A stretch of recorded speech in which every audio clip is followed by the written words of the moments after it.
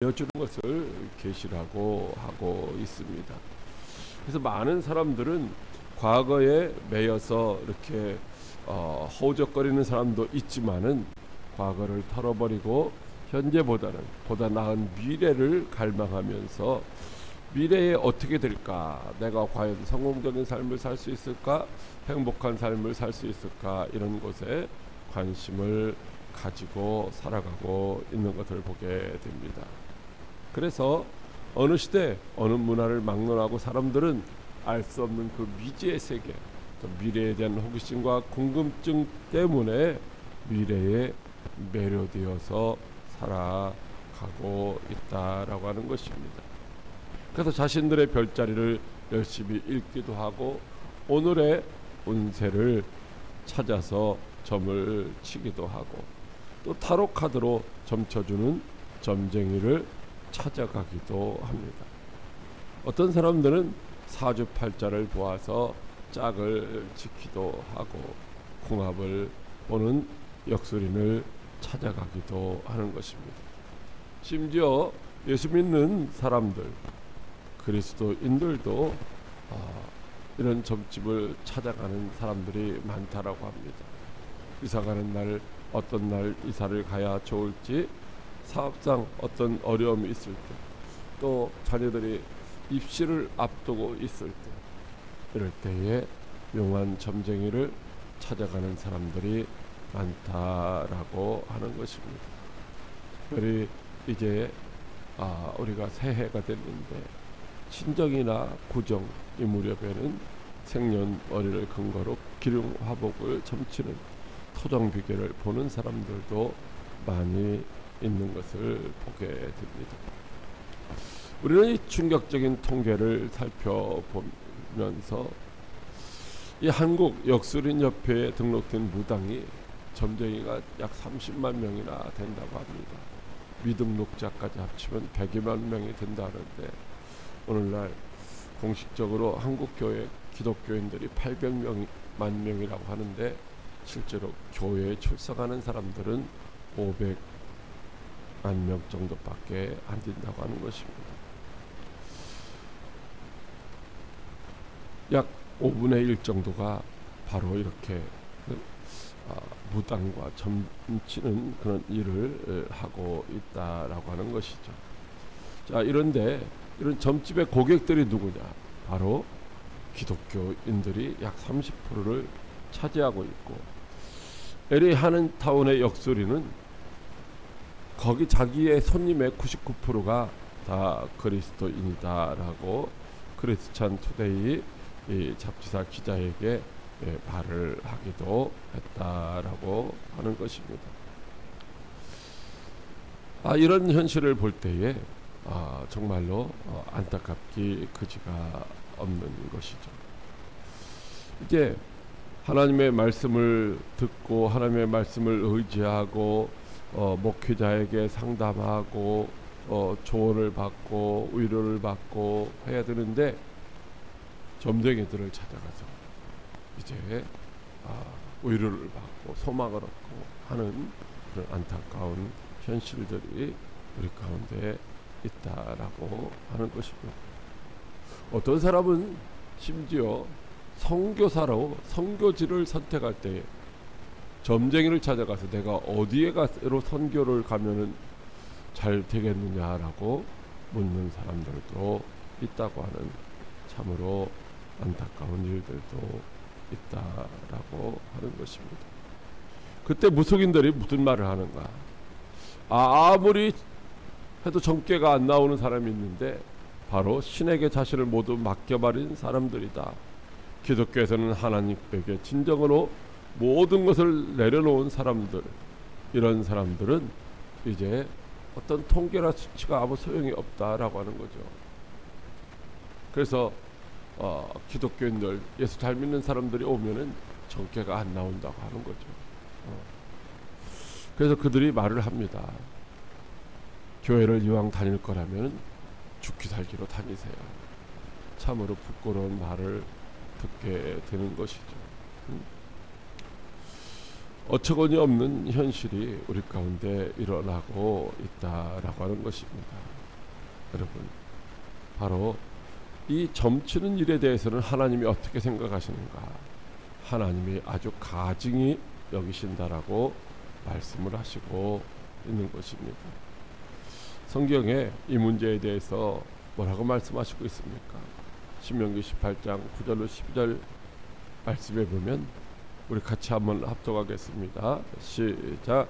네 하나님 여호와께서 내게 주시는 땅에 들어가거든 너는 그 민족들의 가증한 행위를 본받지 말 것이며 점쟁이나 기륭을 말하는 자나 요술하는 자나 무당이나 진언자나 신접한 자나 박수나 초운 자를 너희 가운데에 용납하지 말라.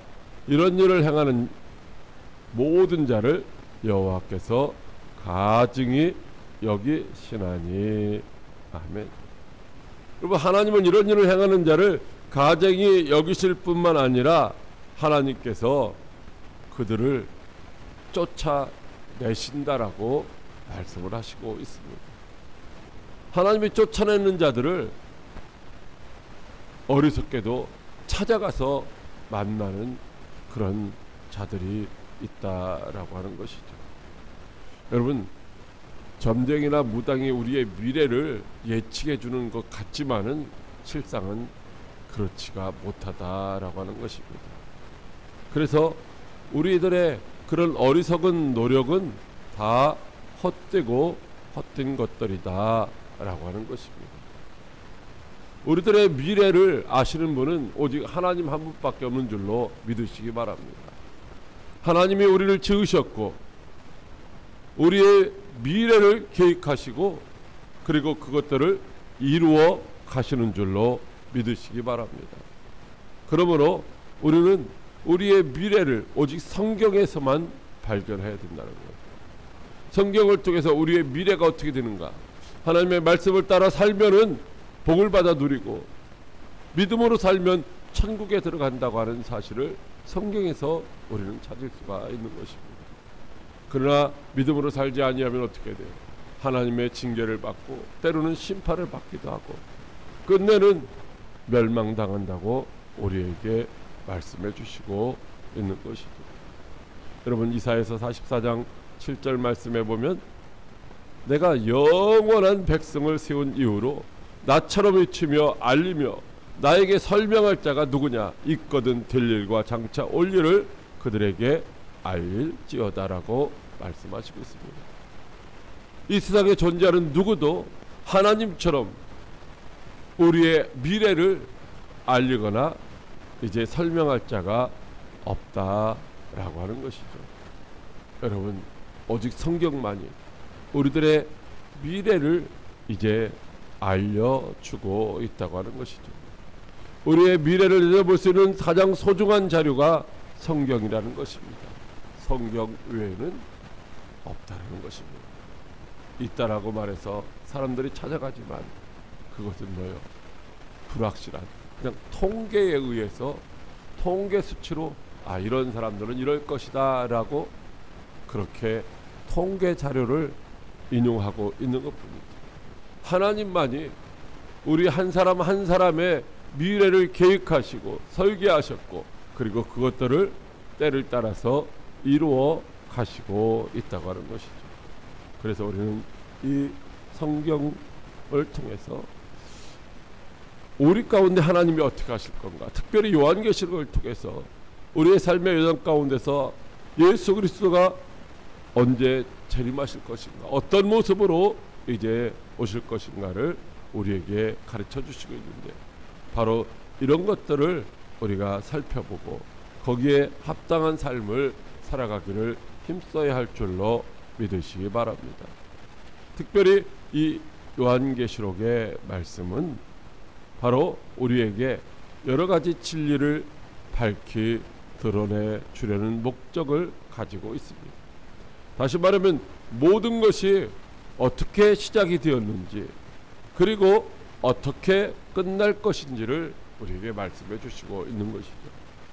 창세기의 창조 기사를 통해서 하나님이 인간을 지으셨고 인간에게 복을 주시기를 원하셨다는 사실을 우리는 창세기 1장 1절, 26절, 17절, 18절을 통해서 알게 되는 것입니다.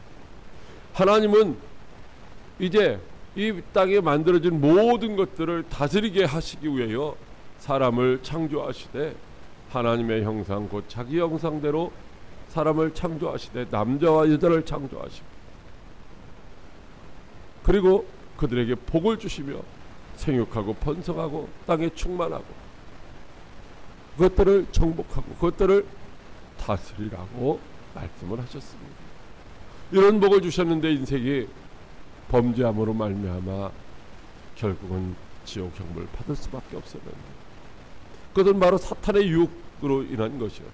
그래서 하나님은 그 사탄을 끝내는 멸하시고 장차 그리스도가 다스리는 그런 에덴 동산을 회복시켜 주시겠다고 하는 것이 바로 계시록의 내용인 것입니다.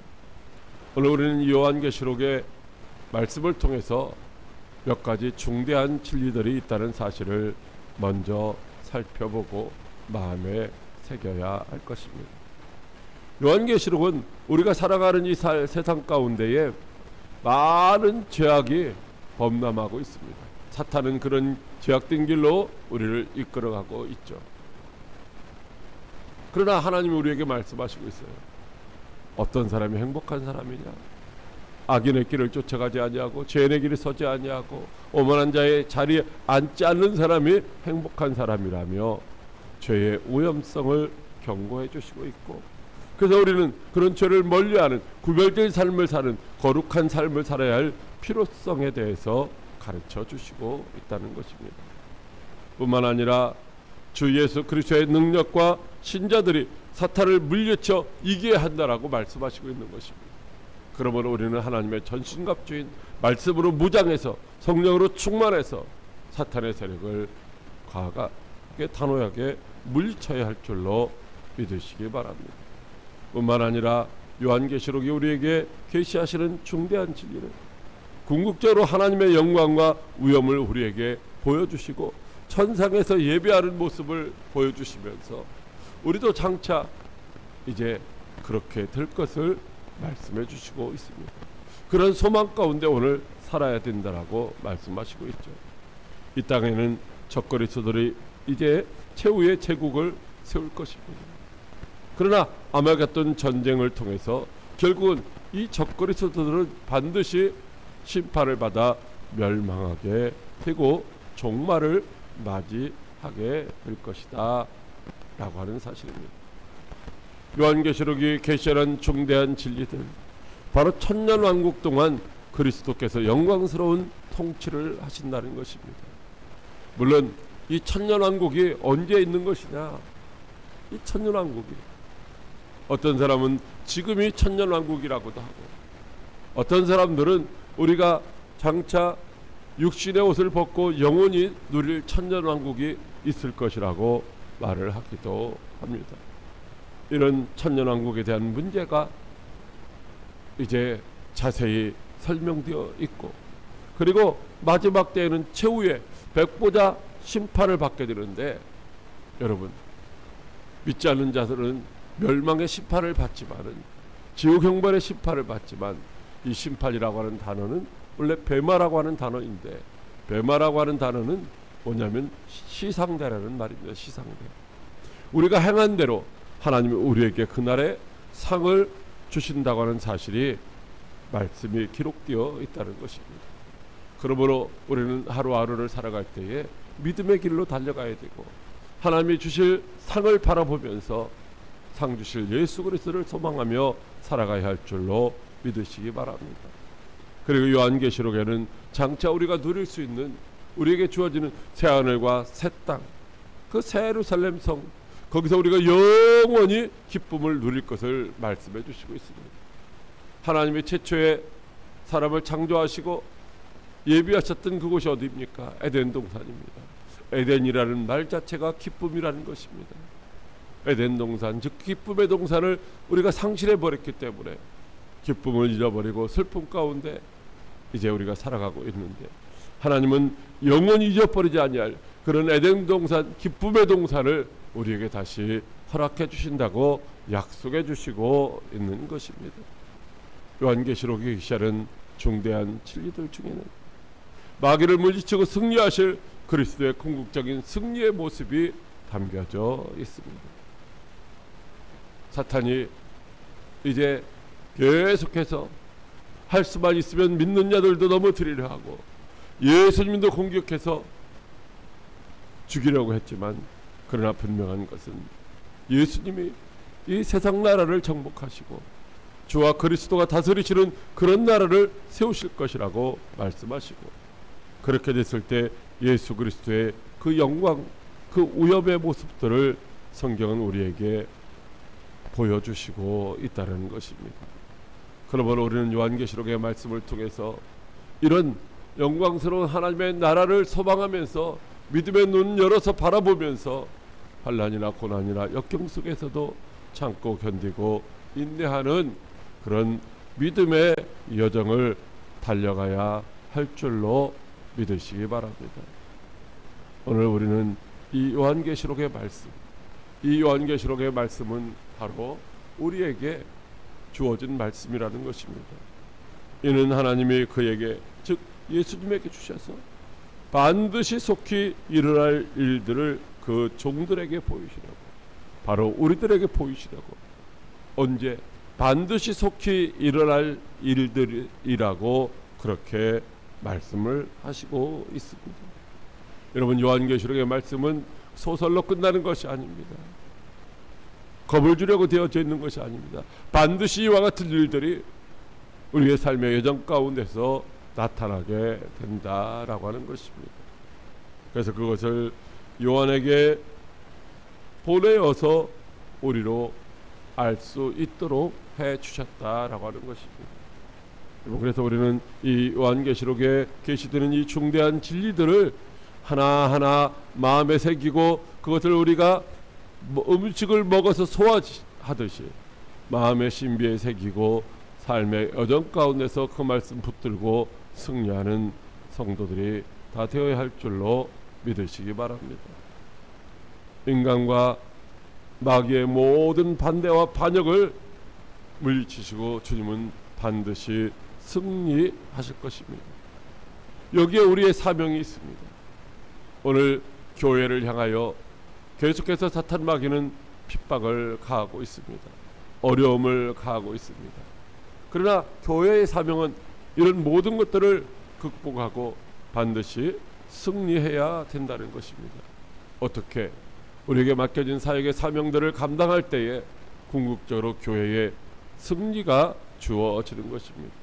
교회의 머리는 예수 그리스도이시기 때문에 우리는 반드시 이제 승리하는 성도들이 다 되게 되는 줄로 믿으시기 바랍니다. 어떻게 하면?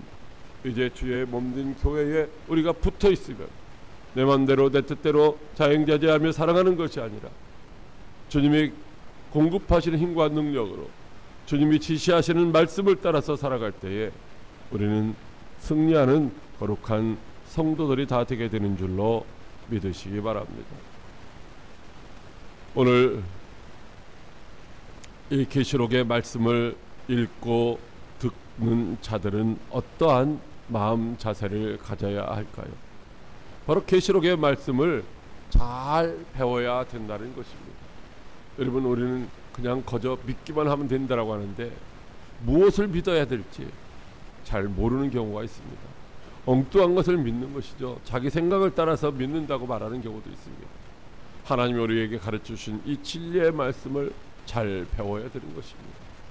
그러기 위해서는 주님이 우리에게 계시해 주신, 열어주신 이 진리의 말씀을 바로 알고 바로 따라가는 그런 믿음의 성도가 되어야 할 줄로 믿으시기 바랍니다.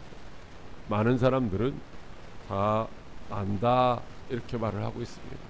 그런데 정녕 안다라고 말하는 사람들에게 물어보면은 대답을 하지 못하는 것이죠. 그리고 엉뚱한 대답을 하는 경우도 많이 있다라고 하는 것입니다. 그래서 우리는 바로 알기 위해서 어떻게 해야 됩니까? 계속해서 말씀을 가까이 해야 돼요. 말씀을 읽고 또 읽고 또 읽고 그리고 그 말씀을 실천하는 삶을 살기 위해서 우리는 그 말씀을 마음판에 새기고 우리의 삶의 현장에서 만나는 여러 가지 문제 가운데서도 그 말씀을 통해서 물리치고 승리하는 그런 믿음의 성도가 되어야 할 줄로 믿으시기 바랍니다. 우리가 우리의 힘과 능으로는 그렇게 하기가 결코 쉽지 않습니다.